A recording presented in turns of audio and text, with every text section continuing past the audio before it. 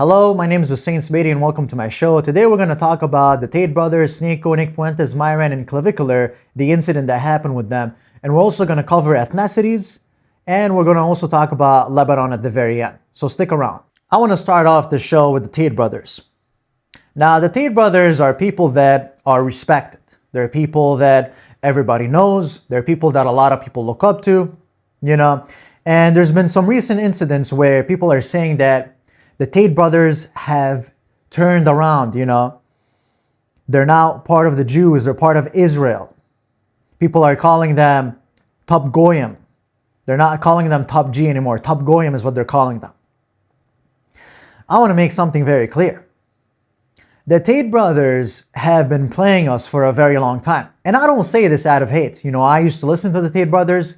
I think that they still say things that are relevant. They still say things that are important.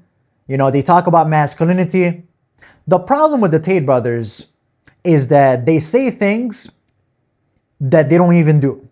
They preach things that they don't even follow. They're very contradictory. And this is a big issue. When you say something and you don't back it up, you're just talking the talk without walking the walk. And this is the issue. This is the same reason why everyone was disappointed with Andrew Tate when he went into the boxing ring and he got his ass kicked. Let's be honest. He was demolished. He got his ass kicked by an amateur that's not even a fighter, by Chase Damore.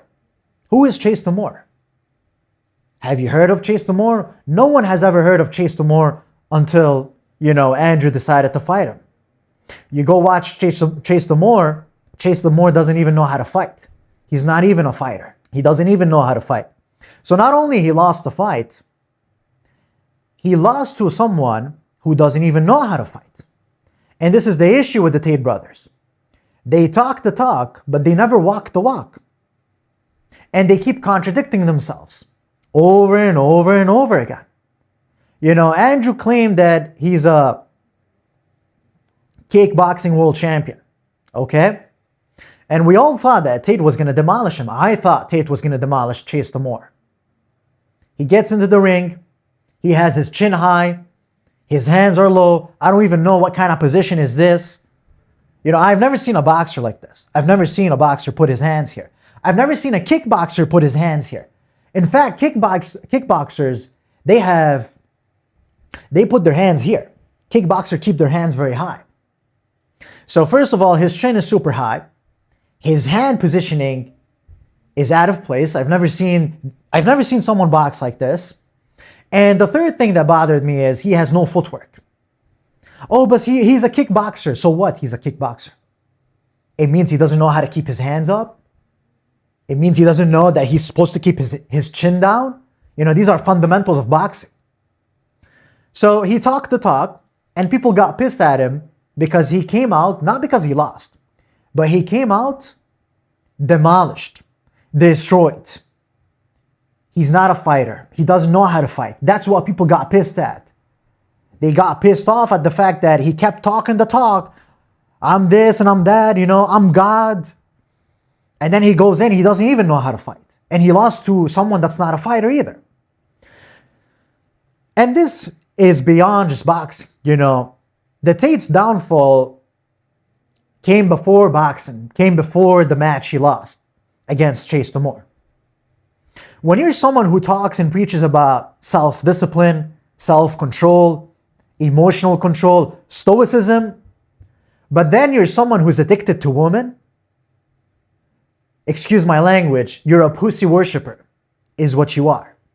You say and you preach all these things about discipline, self-control, but you can't even control your own desires. You can't even control your own lust. You can't even control your own ego. He's fallen to the worldly desires.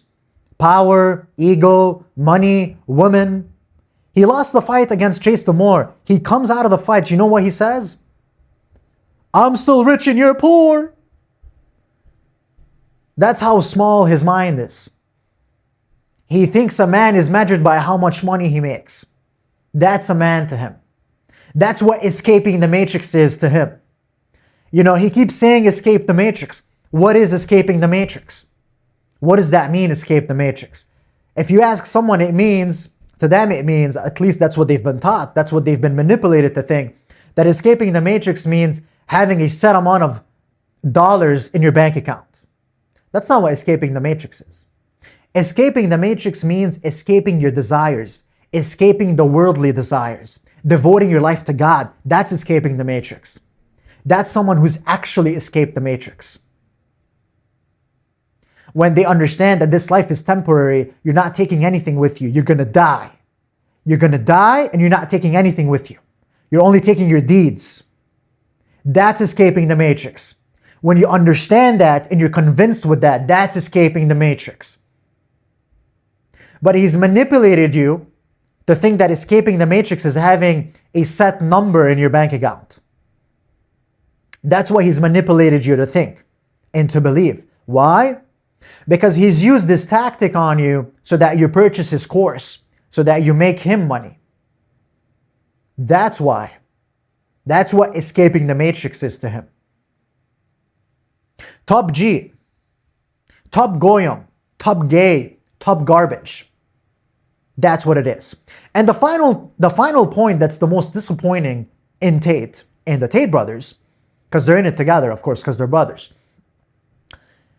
He calls himself a Muslim. You know, I was so happy when he said, or when he reverted to Islam. You know, I was very happy. A lot of Muslims were happy. They're like, we have a big figure that's coming into Islam. This guy can impact so many guys. He can help so many guys to find the truth. They ask him about Islam the first year. Do you know what he responds? You should ask a scholar. I'm still new. I'm still learning. Okay, that's understandable. You know, it's your first year. Comes the second year. You should ask a scholar. You know, I'm still learning. I'm still new. Okay. Comes the third year. You know, you should ask a scholar. I'm still new. I'm still learning. So you don't want to learn. You've never learned anything because you don't want to learn. You cannot help someone that doesn't want to be helped. You cannot teach someone that doesn't want to be taught. You want to learn, you go learn yourself. You go find truth. You go read. But he doesn't want to learn. And he's used the tactic of religion, him and his brother, against all of us. He claimed to be a Muslim to attract the Muslims into buying his course, and his brother claimed to be a Christian to attract the Christians to buy into his course. They don't respect religion. They disrespect religion because they're atheists. They're atheists without a moral compass. They're secular is what they are. They don't care about religion. They don't care about God.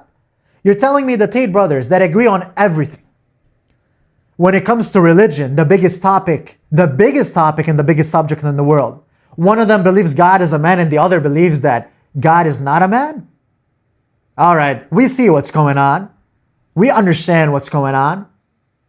They're using religion to make money.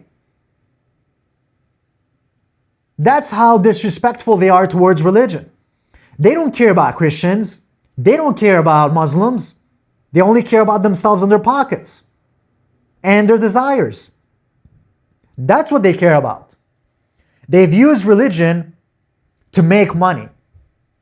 They're atheists. They don't have a moral compass. And you can't trust an atheist because an atheist doesn't stand for anything. What does he stand for? Everybody in the world worships something or someone. These guys, they worship themselves. The Tate brothers, they worship themselves. They worship women, they worship money, they worship ego, they worship power, they worship influence. That's what they've always wanted. That's what they want. That's what they're still chasing. He sleeps with a girl, he tries to find another girl to sleep with. And the cycle never ends. These guys will never be satisfied and fulfilled because the cycle will never end. You're trying to fill a void you cannot fill it. You can't fulfill it. This void is only filled by God. That's it. Sneako is probably the only real one between their group because Sneako stood up.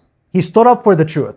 He didn't just double down. He spoke about Tate and he held Tate accountable. The difference between man and woman The difference between real man is that real men will hold their friends accountable, not because they're trying to judge them, not because they hate them, because they're trying to make them better. When a man is fat and when a woman is fat, here's what happens. Usually a woman will try to sugarcoat the truth. Oh girl, no, you're just thick, you're pretty. Guys don't have that. You know, girls will lie to each other. Guys don't do that. No man, you're fat. You have to hit the gym. You're fat, I'm gonna help you lose weight, but you gotta hit the gym, brother. That's holding him accountable. Does it hurt? Yes, the truth hurts. But you're holding him accountable. You're doing him a favor. Which brings me to clavicular. Clavicular is a guy who is young. He's young, you know, he's in his degenerate years. I understand it, I've been there. This message is to the people watching clavicular. I'm all for taking care of yourself. Take care of how you look, get a haircut, take a shower, take care of your physique, look as best as you can, dress nice, you know, trim your beard. I agree with that. I don't agree with taking drugs, smash boning or whatever they call it. That's insecurity. That's taking it too far. You're an extremist. Don't ever be an extremist in any way, shape, or form in anything in your life. Now, clavicular is still young. He's in his degenerate years. Understandable. I can't really judge the guy. He's not mature enough to understand what he's doing yet. Understandable. Let's talk about Nick Fuentes. So Nick Fuentes, I like Nick Fuentes. He says a lot of good things. I like the fact that he does what he preaches. He's a Catholic. He's a Christian, you know. He actually does what he preaches. You know, he's never done anything with a woman, which is good. You know, he's a pure guy. I like that. One thing that occupies my mind is this idea, this perspective of mine. Nick Fuentes will say 3 things in one sentence. Christ is king, fuck Israel, and America first. This is what Nick Fuentes will say. Well, if Christ is king, why don't you make him king? Why don't you implement a theocracy into your country? Why is it that you're against a theocracy in your country? Us Muslims, we would be happy if Christians implemented a theocracy in the United States of America. But if you ask him and you watch his videos, obviously he's against a theocracy. He'll tell you, you know, the Bible and the government should be separate. Why? Is there a skill issue with your religion? You don't trust your religion? Oh, politics should be separate than religion. Why is that? We don't have an issue with that, Islam. Islam don't have an issue with that. We believe in a theocracy. We know the Quran is complete. It talks about politics, it talks about morality, it talks about good and right, how to treat your neighbor, it talks about everything. It's a complete guide, it's complete. Why should I, as a human, create my own laws when God already gave me the laws? Imagine you're put on an island and then you're given a map that tells you this is how you get out of the island victorious, successful. And then you throw the map away and you're like, I'm going to create my own rules. Why is that? Why do you want to create your own rules? Why don't you want to follow what God gave you? Why don't you want to follow the rules of God, the laws of God? Is it because you want to create your own rules for corruption? This is why the West doesn't want a theocracy. Because they want to play around with the rules the way they want. They know if they implement a theocracy, they can't corrupt. They can't do corruption. Because it'll go against their own laws and rules. The second thing that Nick Fuentes will say is, he'll say, fuck Israel, and then he'll say America first. I agree with you, fuck Israel. No problem with that. The thing that occupies my mind is, you say fuck Israel, and then you say America first. I understand that you want to focus on the American people. But here's my question to you. The way America was founded is based on displacing people. It displaced the indigenous people of the land. It came here, the European settlers, the founding fathers, came to the land. They genocided, they displaced the indigenous people of the land. They colonized it, is what they did. That's how America's built. That's what the United States of America was built on. It was built on bloodshed.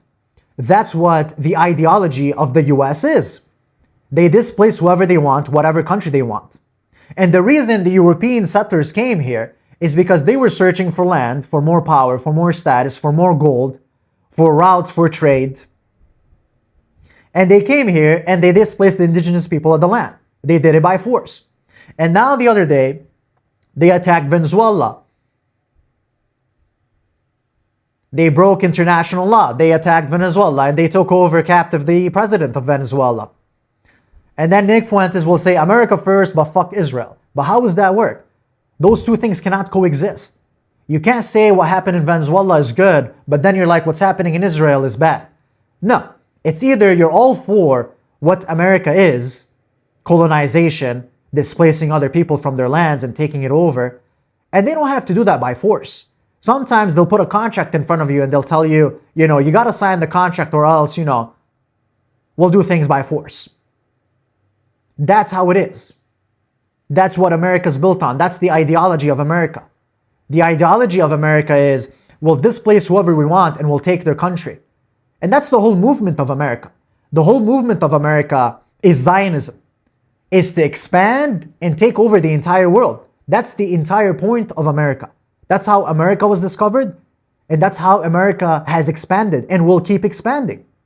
So when you say America first, what you're saying and what you're implying is, I am for displacing other people. I am for expanding the country. I am for Zionism. I am for the genocide of the Palestinians. That's what America first means. You can't say fuck Israel but America first. Those two things cannot coexist unless you're trying to change the ideology of America, which John F. Kennedy tried to do so and they killed him. In fact, John F. Kennedy is considered the guy who was against the US because he's going against the ideology of America. He was trying to go against Israel. Well, if you go against Israel, then you're not America first. Israel was planted by the US. The US is the one who planted Israel, not the other way around. Not Israel planted the US. The US planted Israel. And now everyone's trying to shift the blame and put it on Israel. Fuck Israel. Israel is committing a genocide. Israel is doing terrible things. Israel, Israel, Israel, Israel. What about the United States of America who planted Israel in the Middle East? What about them? Why are we shifting the blame from the country who put Israel there? The United States is the one who put Israel in the Middle East. They planted Israel there.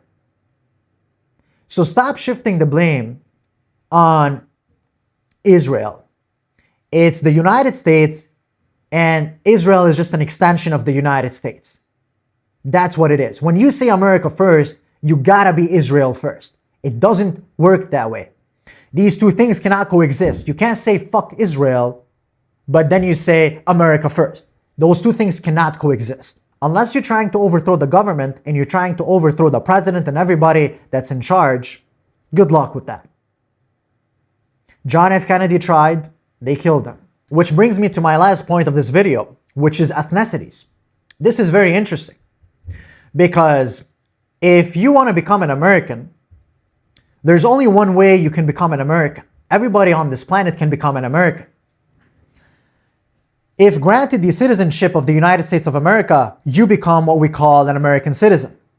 Whether you're black, whether you're Mexican, whether you're Arab, whatever you are, if you are granted the citizenship of America, if you're granted the citizenship of the United States of America, you become an American. And here's what's so interesting about that.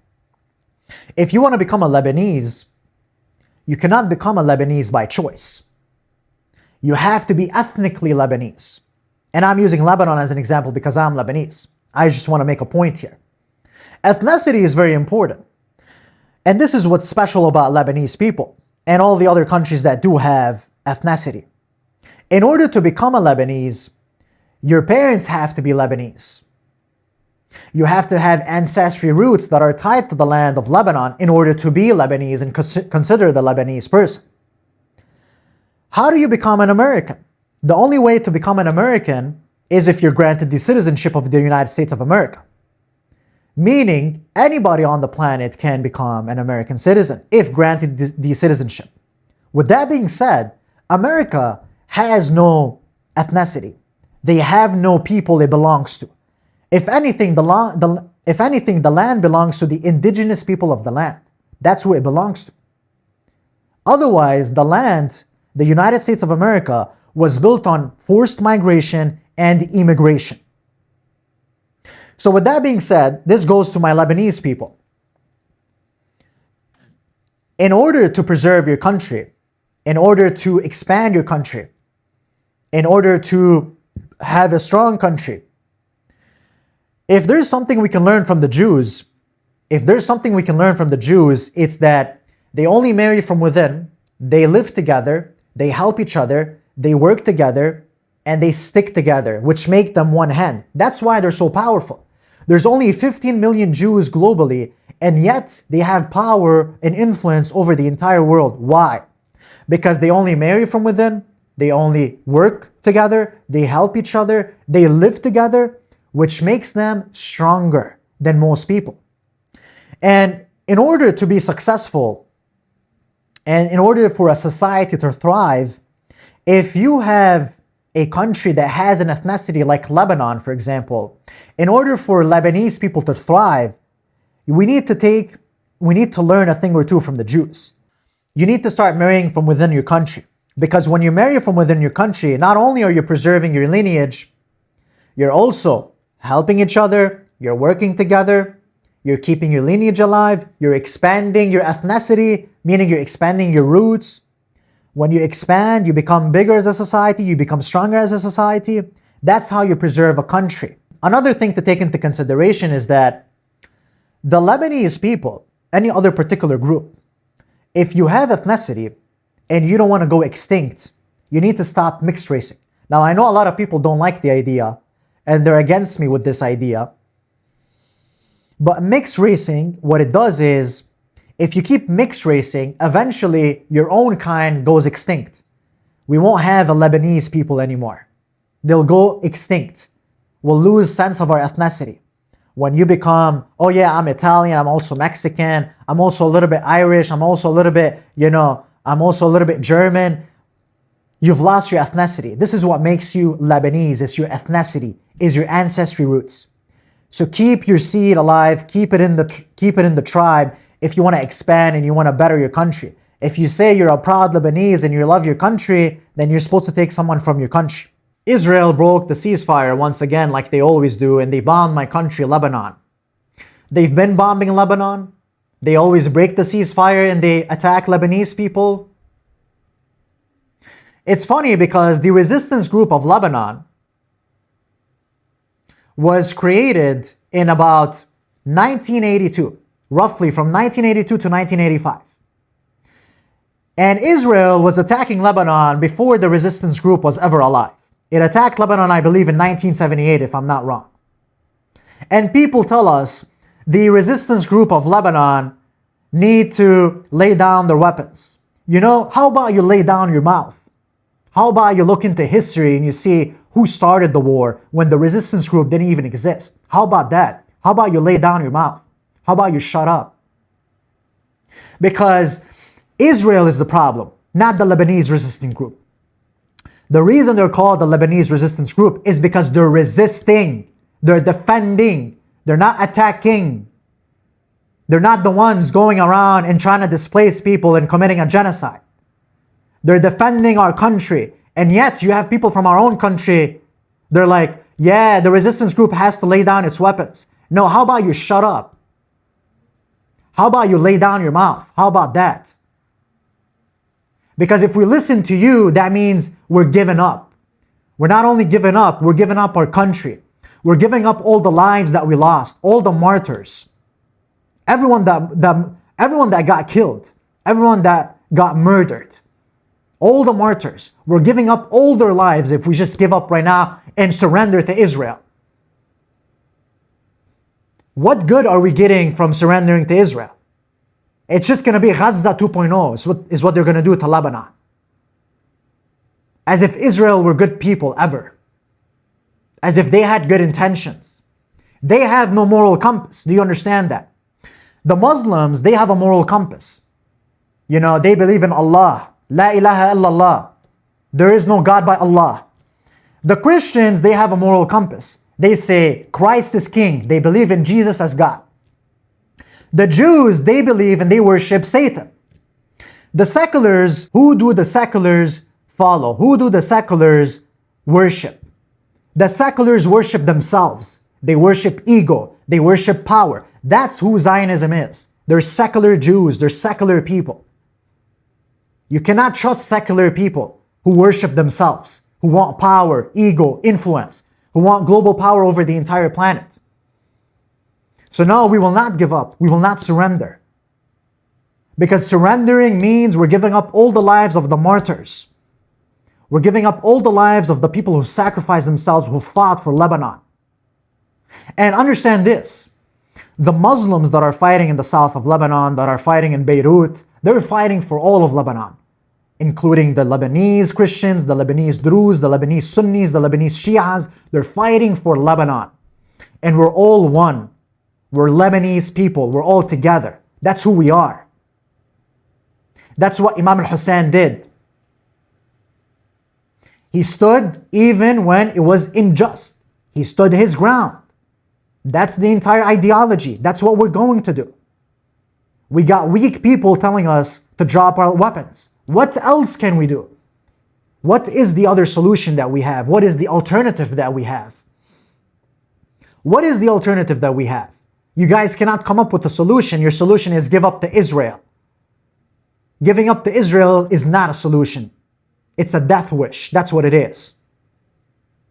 And yet you guys are trying to convince us that the problem is the Lebanese resistance. No, the problem is people like you who are standing against us, who are standing with Israel, who's ready to surrender to Israel. That's who. You're sitting in the comfort of your home and you're saying that. Oh, if you hate America so much, what are you doing in America? How about you stop bombing my countries? How about that? That's what I'm doing in America. The other day, my neighbor got bombed. He died, his chickens died, his cows died, and he died. My neighbor. That's what I'm doing in the West. How about you stop bombing our countries? How about that? How about you stop bombing our countries? They bomb our countries, then they ask us, what are you doing in America? And you don't like America. How about you stop bombing our countries? Because it's either I die in Lebanon, or my father had to find a plan. So he brought us here because we were able to. Some people can't escape. Some people can't get out of the country. They bomb your countries, then they ask you, what are you doing in our countries? That's how comfortable they are. They have no respect. They have no dignity. They don't understand what a human life is. They don't care about us. And yet we have Lebanese people that are telling us the Lebanese resistance should lay down their weapons. No, you're just stupid. That's what it is. You need to lay down your mouth. You just need to shut up. That's what it is. You need to shut the fuck up. How about that? That's what you need to do. You got Lebanese people sacrificing their lives, and they think it's a game. That's what they think it is. They think we want war. Yeah, we're trying to act tough. The Shias are trying to act tough. That's what it is. That's what it's always been. The Shias always want to act tough. That's what it is. That's why we want to go and die. That's why these martyrs, they want to leave their families and they want to go and die. That's what it is. We're jihadis. That's what it is, right? No, you're just dumbasses. That's what it is. They're defending our country because our country's being invaded. That's what it is. But you guys have a problem understanding that because you're living in the comfort of your home. You're living in a place where you don't know what war is. You don't know what injustice is. You live in a country where your own country has been bullying, has been displacing, has been taking over other countries. That's what's going on. That's why you don't get it. You don't get it. That's why. You don't understand what's going on. You've never understood what's going on. You've always been brainwashed by your own system. And that's how the US got involved. In fact, that's how the US got involved in World War I. The US citizens didn't want to get involved in World War I. They said, America first, we don't want anything to do with the war. Let them kill each other. We don't want anything to do with it. Then Jews, of course, powerful Jews that had influence over the media and had power in the US, they went to Britain and they issued a plan, which is called the Balfour Declaration. You can read about this. This is factual. And they said to Britain, because Britain was desperate at the time, they were about to lose against the Germans. And they proposed a plan to them. They told them, we will get involved and we will save you guys and we will help you guys and we'll win the war for you guys. But we want something in return. And what we want in return is you guys issue, because Britain at the time was in charge of Palestine, you guys issue a state for the Jewish people in Palestine. Done. That's the Balfour Declaration. That's how the US got involved in the World War I. How did they do it? The Jews, because they have the power, the influence over the media, they spread propaganda to the US citizens about the Germans, making them look evil, and then they went into war. It's always been about propaganda with the US. It's always been. That's how they always win over their citizens. That's why the Americans, most Americans, don't know anything about the Middle East. They don't know anything about the Lebanese people. They don't know anything about Palestinians. They have no clue what's going on and the injustice that we have to go through. Because you guys are always fed this propaganda by your own country. That's the issue. That's the problem. Do you get it by now? Do you understand what's going on? Do you understand that you've been fed propaganda and you've been brainwashed? Do you get it by now, or do you not understand what's going on?